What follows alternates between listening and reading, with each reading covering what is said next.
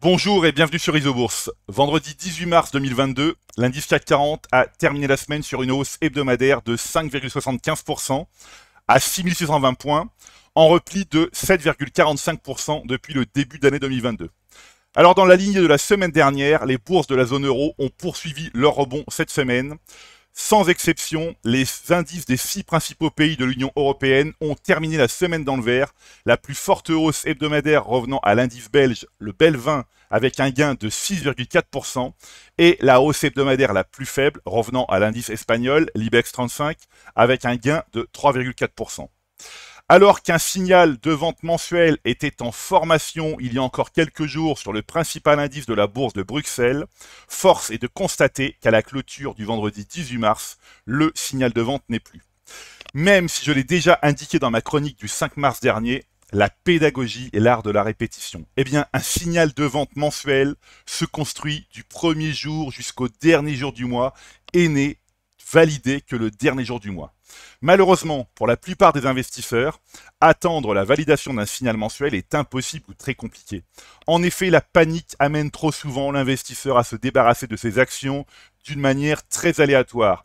Pourtant, la capacité à maintenir la discipline pendant les phases d'instabilité est la marque de l'investisseur aguerri. Attention, je ne dis pas que les marchés sont tirés d'affaire, je veux simplement insister sur le fait que la patience et la rigueur comptent parmi les plus belles des vertus en bourse. Du côté de l'indice CAC 40, le croisement baissier des courbes de pression Isobourse 5 et 20 mois est toujours en formation, mais il n'est pas très loin d'une infirmation. Attention, il reste 9 séances avant la fin du mois de mars 2022. À titre d'information, par rapport à son récent plus bas atteint dans la séance du 7 mars à 5756 points, l'indice CAC 40 a regagné 864 points, soit une forte reprise de 15%. Pour imager l'importance d'attendre la validation d'un signal mensuel en fin de mois, je vous propose d'observer les banques de la zone euro. Alors avant cela, nous allons utiliser la fonctionnalité de rétrodatage pour repositionner le logiciel Isobourse à la date du lundi 7 mars 2022. Pour ce faire, il suffit de cliquer ici en haut à droite sur la date de travail et donc de choisir le lundi 7 mars. Alors, comme nous pouvons le voir, le consensus Isobourse du 7 mars montre que la situation était très dégradée à moyen terme sur les banques de la zone euro. Le 7 mars, un signal de vente était en formation sur la première banque française, BNP Paribas. À ce moment-là, la baisse de mars était proche de 14%.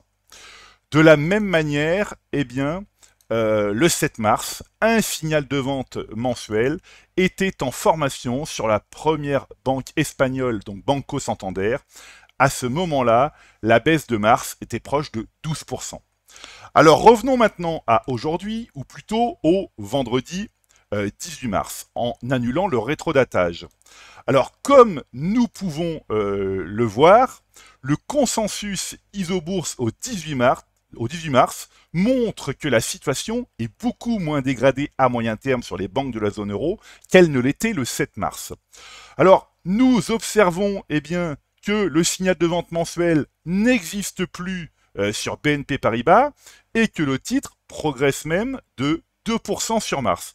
Alors je rappelle que le modèle Isobourse est positif à moyen terme depuis décembre 2020 sur l'action de la banque française.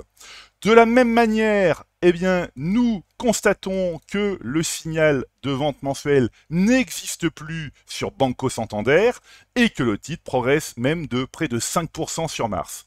Je rappelle que le modèle Isobourse est positif à moyen terme depuis novembre 2020 sur l'action de la banque espagnole.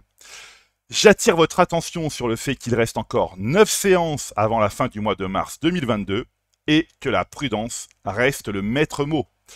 Voilà, c'est maintenant à vous de faire le point de vos valeurs en portefeuille avec Isobourse. Je vous donne rendez-vous pour ma prochaine chronique et d'ici là, restez avec nous sur Isobourse.